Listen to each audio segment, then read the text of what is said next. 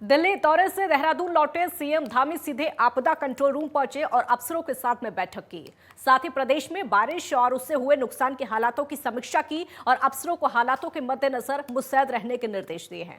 तो दिल्ली के दौरे पर थे मुख्यमंत्री। जैसे ही दिल्ली के दौरे से वापस लौटे हैं, आपदा कंट्रोल रूम पहुंचे सीएम। आपदा के हालातों का जायजा वहां पर लिया, अफसरों को दिशा निर्देश दिए हैं मुस्तैद रहने के, और साथ ही साथ जायजा भी लिया है जिस तरीके से बारिश की वजह से नुकसान हुआ है।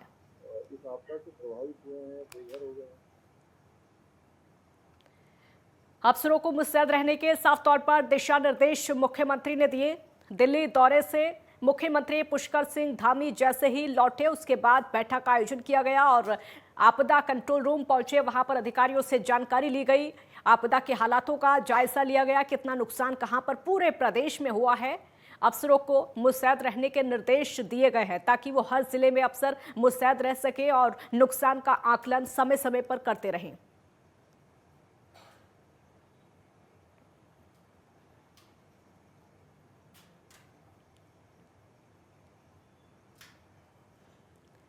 मुख्यमंत्री अब तक दिल्ली के दौरे पर थे और जैसे ही दिल्ली से वापस लौटते हैं, सीधे आपदा कंट्रोल रूम पहुंचते हैं। वहां पर अफसरों से जानकारी लेते हैं। आपदा कंट्रोल रूम पहुंचकर प्रदेश भर में जहां जहां पर बारिश की वजह से नुकसान हुआ है, भूस्खलन की वजह से नुकसान हुआ है, उन सभी हालातों का जायजा लिया है। कितना नुकसान हुआ है, इसका आकलन करने के दिशा निर्देश दिए। हमारी जो टीमें हैं एडमिनिस्ट्रेशन की, पुलिस की, एसडीआरएफ, एनडीआरएफ तैनात है। जो हमें रेस्क्यू के लिए जो चाहिए इक्विपमेंट्स, जो मशीनें चाहिए, हेलीकॉप्टर है, वो अपने स्ट्रेटजिक लोकेशन पर उनको रखा गया है। और इस बार मैं कहना चाहूँगा कि कहीं भी कोई हादसा हुआ है तो हमारी टीम त्वरित गति से बिना कोई डिले रेस्क्यू का काम किया है।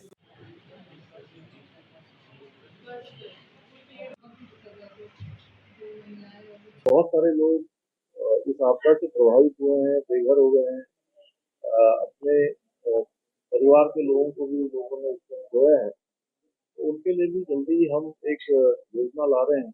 योजना के तहत एक तो उनका पुनर्वास, दूसरा आगे चलकर उनके रोजगार के लिए प्रशिक्षण, और साथ में जो बच्चे इस आपदा में अपने माता पिता को जिन्होंने खो दिया है, उनके लिए आगे की पढ़ाई लिखाई से लेकर उनकी शिक्षा का इसमें प्रबंध हो।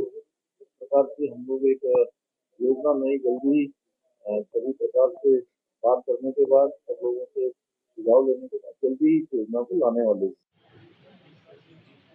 आपदा कंट्रोल रूम पहुंचे मुख्यमंत्री पुष्कर सिंह धामी और मुख्यमंत्री का कहना है कि जिस तरीके से आपदा से नुकसान हुआ है, छात्रों की पढ़ाई प्रभावित हुई है, उनको हर संभव मदद का आश्वासन दिया गया है, उनको मदद की जाएगी। दिल्ली दौरे से लौटते ही आपदा कंट्रोल रूम पहुंचे मुख्यमंत्री पुष्कर सिंह धामी। बारिश की वजह से उत्तराखंड के कई जिलों में नुकसान हुआ है, लगातार बारिश हो रही है और भूस्खलन की वजह से भी नुकसान हुआ है। कई रास्ते अवरुद्ध हो गए हैं। पहाड़ी इलाकों में जो लोग रहते हैं उनको परेशानियों का सामना करना पड़ा। कई जो छात्र छात्राएं हैं अपने स्कूल तक नहीं जा सके हैं, उनकी पढ़ाई प्रभावित हुई है। मुख्यमंत्री ने आश्वासन दिया है समय पर उनको मदद दी जाएगी ताकि उन बच्चों की पढ़ाई प्रभावित ना हो, क्योंकि कई रास्ते अवरुद्ध होने की वजह से छात्र अपने स्कूल नहीं जा सके।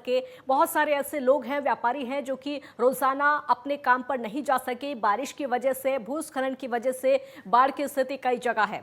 ज्ञानेंद्र तिवारी संवाददाता हमारे साथ जुड़े हैं और ज्यादा जानकारी के लिए। ज्ञानेंद्र, आपदा कंट्रोल रूम मुख्यमंत्री पहुंचे सीधे दिल्ली के दौरे से, क्या कुछ जानकारी ली और क्या कुछ दिशा निर्देश अफसरों को दिए?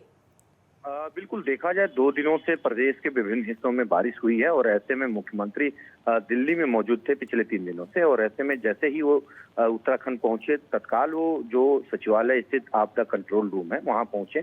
वहां तमाम विभागों के अधिकारी मौजूद थे। अगर हम देखें, पुलिस विभाग की तरफ से, एसडीआरएफ की तरफ से, पेयजल विभाग की तरफ से, बिजली विभाग की तरफ से, तमाम विभागों के जो अधिकारी वहां मौजूद रहे। आपदा सचिव भी इस दौरान वहां मौजूद रहे। सभी विभागों की तरफ से जो 2 दिनों से बारिश की वजह से नुकसान हुआ है उसकी जानकारी ली गई। साफ तौर पर मुख्यमंत्री ने अधिकारियों से जो प्रदेश के पहाड़ी जनपदों में, मैदानी इलाकों में बारिश की वजह से जो सड़कें ब्लॉक हैं उन्हें खुलवाने को लेके क्या काम किया जा रहा है इसकी जानकारी ली।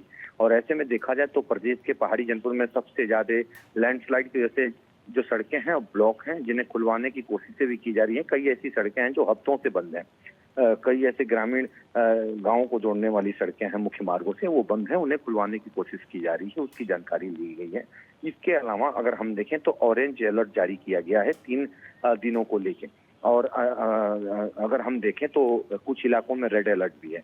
तो मुख्यमंत्री ने अधिकारियों को साफ तौर पे निर्देशित किया है कि जो अधिकारी हैं जिलाधिकारी, उनको विशेष तौर पे सभी अपने जिलों के जो विभाग हैं उनको अलर्ट पे रखा जाए और किसी भी परिस्थिति से निपटने के लिए पूरी व्यवस्था रखी जाए। पुलिस फोर्स हुई, एसडीआरएफ हुई, इसके अलावा तमाम जो बल हैं उनको सभी जो संवेदनशील इलाके हैं वहाँ पे उपलब्ध रखा जाए, ताकि किसी भी आपदा जैसी स्थिति में तुरंत रिस्पांस टाइप के अंदर काम किया जा सके। और ऐसे में हेलीकॉप्टर की भी व्यवस्था की गई है, ताकि अगर किसी क्षेत्र में बड़ी बारिश होती है, कोई नुकसान होता है, तो तत्काल वहां राहत पहुंचाया जा सके। क्योंकि 6 दिनों जो 6 जिलों को आज ऑरेंज अलर्ट में रखा गया और कल 7 जिलों को रेड अलर्ट में रखा गया है। तो इसी के मद्देनजर मुख्यमंत्री ने सभी विभागों से जो अधिकारी आए थे उनसे जानकारियां ली, और ऐसे में जो निर्देश हैं वो उनकी तरफ से दिए गए हैं। और बिल्कुल। जिस तरीके से हम देख भी रहे थे, मुख्यमंत्री जानकारियां ले रहे थे इस वक्त,